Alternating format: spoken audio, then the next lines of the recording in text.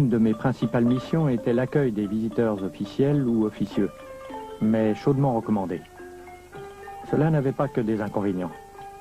Quand on m'annonçait la visite de Sa Majesté Sisovat en compagnie d'illustres hôtes tels le maréchal Joffre en 1921, les pistes étaient aménagées.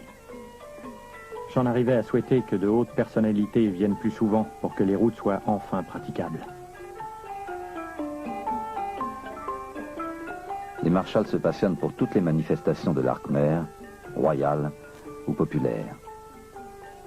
Sappho écrit un livre sur la danse. Marie et Henri ont pour ami le peintre Georges Grolier, premier Français né au Cambodge. J'avais de l'admiration pour Grolier qui parcourait le pays en tous sens. Il était à l'affût de toutes les manifestations artistiques des Khmers. Dans l'un de ses livres, il y a une description particulièrement juste. Le peuple khmer actuel est comparable à la forêt qui recouvre une partie du pays. Comme elle, il est plein de mystères. Dans ses gestes, ses coutumes, on découvre parfois, comme au cœur des forêts profondes, un vestige vivant encore mêlé aux coutumes modernes. Tout le pays garde le sommeil profond, définitif, d'un passé dont il ne profite pas et dont il ne peut s'affranchir. Comme Grolier, j'avais constaté une certaine décadence artistique due à l'introduction d'objets occidentaux.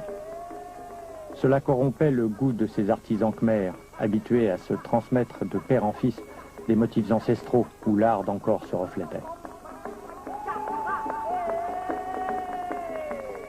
Grolier se bat pour éviter que cette culture ne disparaisse à tout jamais. En 1920, il crée à Phnom Penh l'école des arts cambodgiens et le musée Saro, dont il est le premier conservateur. Grolier expose les sculptures et objets recueillis à travers tout le pays, en particulier ceux provenant d'Angkor.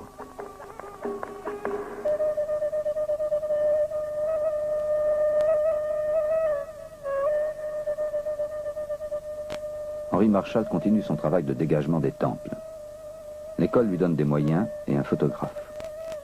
Dans ses rapports et journaux de fouilles, il note les faits de la vie quotidienne, les travaux, les découvertes, ses sentiments. Je suis dans ma voie. Ma vision d'art s'affine et se développe. Nous travaillons à mettre à jour et reconstituer des monuments majestueux. Ce sera long et fatigant, mais nous réussirons, parce que nous avons l'enthousiasme.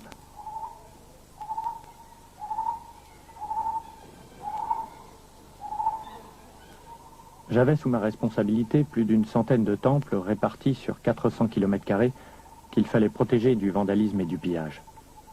Je n'ai jamais pu empêcher les touristes d'emporter des pierres sculptées, car pour beaucoup de gens, cela ne constituait pas un vol, puisque d'après eux, ces pierres n'appartenaient à personne.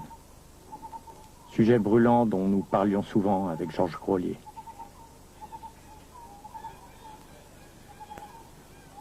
L'école ayant remplacé mon éléphant par une auto, je pus m'occuper des ruines éloignées telles Bantasrey.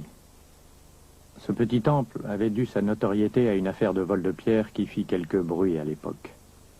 C'était en 1923.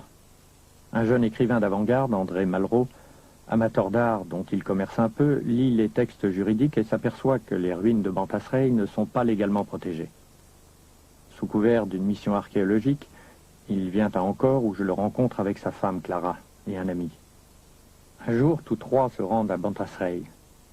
À mon insu, ils y arrachent des sculptures à l'aide de scie et repartent en bateau pour Phnom Penh. À bord, les malles sont ouvertes, les comparses arrêtés. Georges Grolier accumule les preuves, le procès fait grand bruit. Malraux en fera la matière de son roman, La Voie royale.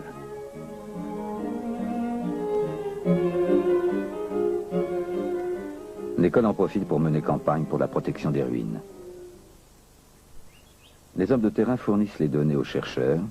À Paris, Georges Coëdès et Philippe Stern établissent la chronologie des temples khmers, tous construits du 9e au 14e siècle.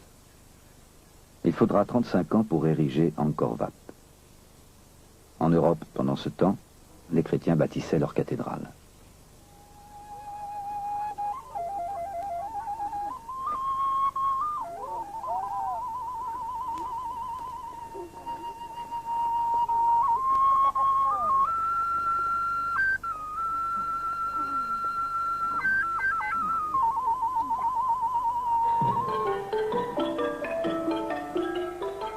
1928, le roi Monivong succède à son frère Sisovat.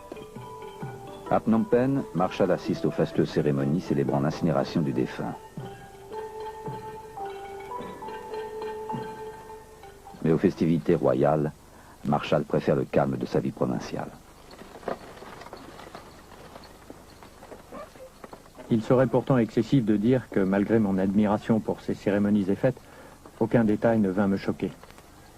Je fus par exemple assez long à m'habituer à l'aspect des femmes cambodgiennes, à la carrure un peu forte et aux têtes à cheveux coupés ras.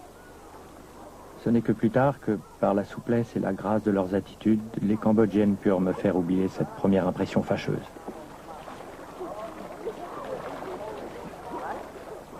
Marshall l'oublie si bien qu'il donne une sœur à sa fille Sapho, Sally, de mère cambodgienne. Sapho ayant atteint l'âge de voler de ses propres ailes, Marie, avec beaucoup d'abnégation, accueille et éduque Sally comme si elle était sa propre fille. Après l'affaire Malraux, Marshall est de plus en plus sollicité. Pour de nombreux écrivains et artistes, Angkor devient une escale obligée, une source d'inspiration. Pierre Benoît et son roi lépreux, ou Claudel, qui n'apprécie guère les temples.